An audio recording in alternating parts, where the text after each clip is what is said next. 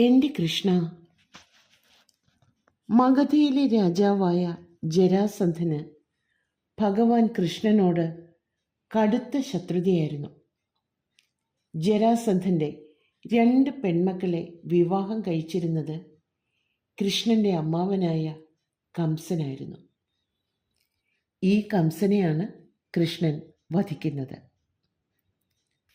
തൻ്റെ പെൺമക്കളുടെ ദൗർഭാഗ്യത്തിൽ ദുഃഖിതനും രോഷാകുലനുമായ ജരാസന്ധൻ 17 പ്രാവശ്യമാണ് മധുര ആക്രമിച്ചത്. കൃഷ്ണനും ബലരാമനും ഈ 17 പ്രാവശ്യവും യുദ്ധത്തിൽ ജരാസന്ധനെ തോൽപ്പിക്കുന്നു.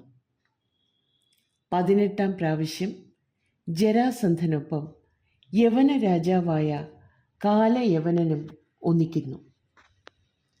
കാര്യങ്ങൾ മുൻകൂട്ടി കണ്ട കൃഷ്ണൻ വിശ്വകർമാവിനോട് പുതിയ ഒരു നഗരം പണിയാൻ ആവശ്യപ്പെടുന്നു. ഒറ്റ രാത്രി കൊണ്ട് പൂർത്തിയാക്കപ്പെട്ട ഈ പുതിയ നഗരത്തിലേക്ക്, ദ്വാരകയിലേക്ക്, മധുരയിലെ എല്ലാ പേരെയും മാറ്റി പാർപ്പിക്കുന്നു. മധുരയെ ആക്രമിക്കാനെത്തിയ ജരാസന്ധൻ ആ നഗരത്തെ അഗ്നിക്കിരയാക്കുന്നു. കൃഷ്ണനും ബലരാമനും നാശം സംഭവിച്ചു എന്ന് ചിന്തിച്ച് സ്വസ്ഥനാകുന്നു.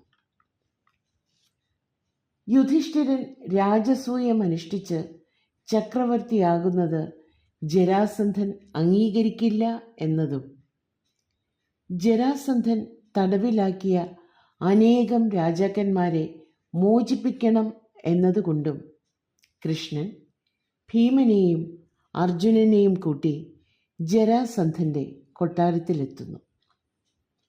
ബ്രാഹ്മണ വേഷധാരികളായ 3 കൊട്ടാരത്തിൽ ക്ഷണിച്ചിരുത്തുന്നു. തങ്ങളുടെ യഥാർത്ഥ കാര്യങ്ങൾ വെളിപ്പെടുത്തിയ കൃഷ്ണൻ യുദ്ധത്തിനായി ജരാസന്ധനെ ക്ഷണിക്കുന്നു. ഒപ്പം പ്രതിയോഗിയെ തിരഞ്ഞെടുക്കാനുള്ള അവസരവും നൽകുന്നു. കൃഷ്ണനെ ഒഴിവാക്കി ജരാസന്ധൻ ഭീമനെ തൻ്റെ എതിരാളിയായി തിരഞ്ഞെടുക്കുന്നു. തുല്യശക്തികളായ ഇവർ തമ്മിലുള്ള യുദ്ധം ദിവസങ്ങളോളം നീണ്ടു. ആരും ജയിക്കുന്നില്ല. 1 പ്രാവശ്യം ഭീമൻ ജരാസന്ധനെ കാലിൽ പിടിച്ച് കീറിയെറിയുന്നു. പക്ഷേ പൂർവാധികം ശക്തിയോടെ ഇരുഭാഗങ്ങളും കൂടിയോജിച്ചു കൊണ്ടിരുന്നു. ഭീമൻ സഹായത്തിനായി കൃഷ്ണനെ നോക്കി. കൃഷ്ണൻ അപ്പോൾ ഒരു ചെറിയ ചുള്ളിക്കൊമ്പ് എടുത്ത് 2ആയി കീറി 2 ഭാഗങ്ങളും എതിർ ദിശകളിലേക്ക് എറിഞ്ഞു. കാര്യം മനസ്സിലാക്കിയ ഭീമൻ ജരാസന്ധൻ്റെ കാലിൽ പിടിച്ച് വലിച്ചു കീറി ഇരുഭാഗങ്ങളും എതിർദിശയിലേക്ക് എറിഞ്ഞു. കൃഷ്ണൻ ജരാസന്ധനെ വധിക്കാതിരുന്നതിന് കാരണം ഭീമന്റെ ജരാസന്ധനെ വധിക്കും എന്ന പ്രതിജ്ഞ പൂർത്തീകരിക്കേണ്ടുന്നതിന് വേണ്ടിയത്രേ. കൃഷ്ണ ഐശ്വര്യത്തിൻ്റെ ഈ ഭാഗം ഇഷ്ടമായോ?